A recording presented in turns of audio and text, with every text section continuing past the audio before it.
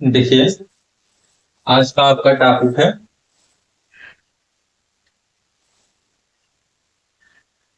विशिष्ट प्रतिरोध या प्रतिरोधकता।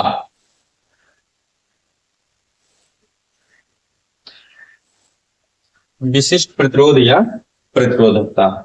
तो जब हम लोग किसी चालक तार में धारा प्रवाहित करते हैं या जब किसी चालक तार में धारा प्रवाहित होती है तो तार के भीतर किसी बिंदु पर वैद्युत क्षेत्र की तीव्रता E, वैद्युत क्षेत्र की तीव्रता E और धारा घनत्व J के अनुपात को, मतलब कि E/J होगा अनुपात जब लिखेंगे, तो तार के भीतर किसी बिंदु पर वैद्युत क्षेत्र की तीव्रता E और धारा घनत्व J के अनुपात को चालक तार का विशिष्ट प्रतिरोध कहते हैं और विशिष्ट प्रतिरोध को हम लोग लिखते हैं रो से। तो हमारा रो बराबर क्या हो जाएगा? E/J। विशिष्ट प्रतिरोध रो बराबर आपका हो जाएगा E/J। विशिष्ट प्रतिरोध क्या है? पदार्थ का लाक्षणिक गुण है, मतलब ये पदार्थ पर निर्भर करता है। ठीक है, तो अगर देखिए वैद्युत क्षेत्र की तीव्रता ये हमारा E बराबर आपका होता है V/L। अगर चालक तार के सिरों पर लगाया गया विभवांतर V और उसकी लंबाई L हो तो E बराबर आपका होता है V/L तथा धारा घनत्व J बराबर होता है I/A। एकांक क्षेत्रफल से गुजरने वाली धारा को क्या कहते हैं? धारा घनत्व। J बराबर I/A। तो इसलिए रो बराबर हमारा निकल के क्या आएगा? E का मान रखेंगे V/L और J का मान रखेंगे I/A। तो रो बराबर हमारा क्या आ गया? V/L। ये ऊपर चला जाएगा तो हो जाएगा A/I। इसको थोड़ा सा सही करें तो हम लोग लिख सकते हैं V/I गुणे A/L। अब देखिए V/I क्या होता है? चालक तार का प्रतिरोध होता है। ठीक है, V/I चालक तार का क्या होता है? प्रतिरोध। यानी ये पूरा आ गया RA/L। RA/L रो बराबर RA/L। अब यहां से दूसरी एक परिभाषा निकालने के लिए हम लोग लिखेंगे कि यदि A बराबर 1 मीटर स्क्वायर तथा L बराबर 1 मीटर, तब जो आएगा रो वह किसके बराबर आ जाएगा? R के बराबर आ जाएगा। ठीक है, इसका क्या मतलब हुआ कि अतः किसी पदार्थ का विशिष्ट प्रतिरोध रो उस पदार्थ से बने 1 मीटर लंबे और 1 मीटर स्क्वायर अनुप्रस्थ काट क्षेत्रफल वाले तार के प्रतिरोध के बराबर होता है। मतलब कि अगर किसी पदार्थ का विशिष्ट प्रतिरोध है वह किसके बराबर होता है कि 1 मीटर लंबा तार रहे और उसका जो क्षेत्रफल रहे, क्रॉस सेक्शन एरिया रहे, वह कितना रहे? 1 मीटर स्क्वायर। तो उस तार का जो प्रतिरोध होगा वही उसका विशिष्ट प्रतिरोध हो जाएगा। तो विशिष्ट प्रतिरोध का मात्रक क्या होगा? मात्रक।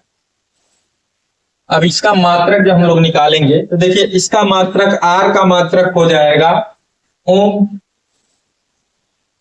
और इसका मात्रक हो जाएगा क्षेत्रफल का मीटर स्क्वायर और नीचे लंबाई L है तो इसका मात्रक होगा मीटर। तो मीटर से मीटर कट जाएगा यानी आपका आ गया ओम मीटर।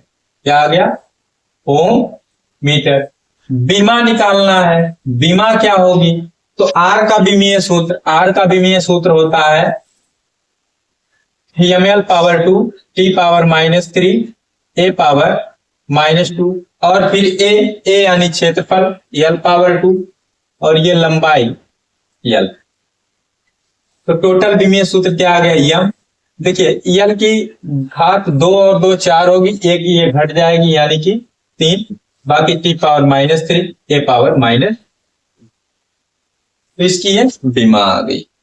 अब इसके बाद विशिष्ट प्रतिरोध का उल्टा होता है विशिष्ट चालक।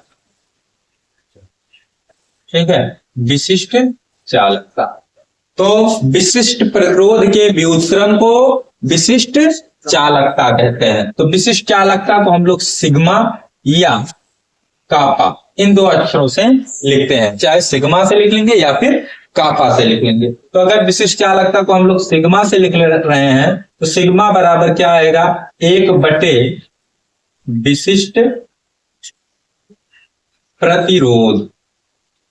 विशिष्ट प्रतिरोध, विशिष्ट प्रतिरोध का प्रतीक क्या है, उसको हम लोग किससे लिखते हैं, रो से।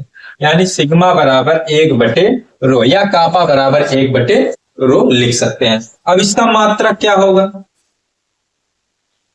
इसका जो मात्रक निकल के आएगा, इसका मात्रक ओम मीटर ऊपर जाएगा, ओम इनवर्स और मीटर।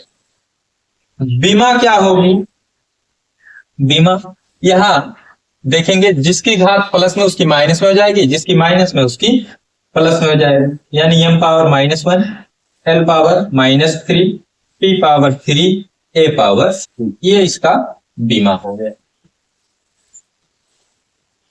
अब चलिए आगे चलते हैं। अगला टॉपिक हमारा हो जाएगा विशिष्ट चालकता तथा धारा घनत्व में संबंध। मतलब इन दोनों में क्या संबंध है। तो देखिए विशिष्ट चालकता अभी हम लोग यहां लिखते हुए हैं, सिग्मा बराबर होता है 1/रो।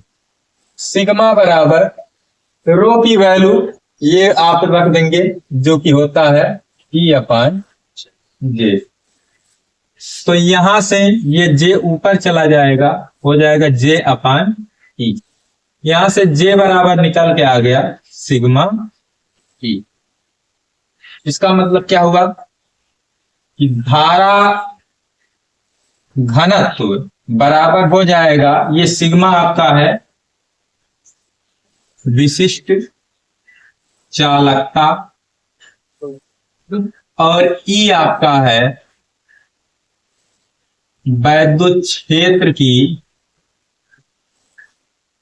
तीव्रता। ठीक है, तो धारा घनत्व बराबर हमारा क्या आ गया, विशिष्ट चालकता गुणे वैद्युत क्षेत्र की तीव्रता।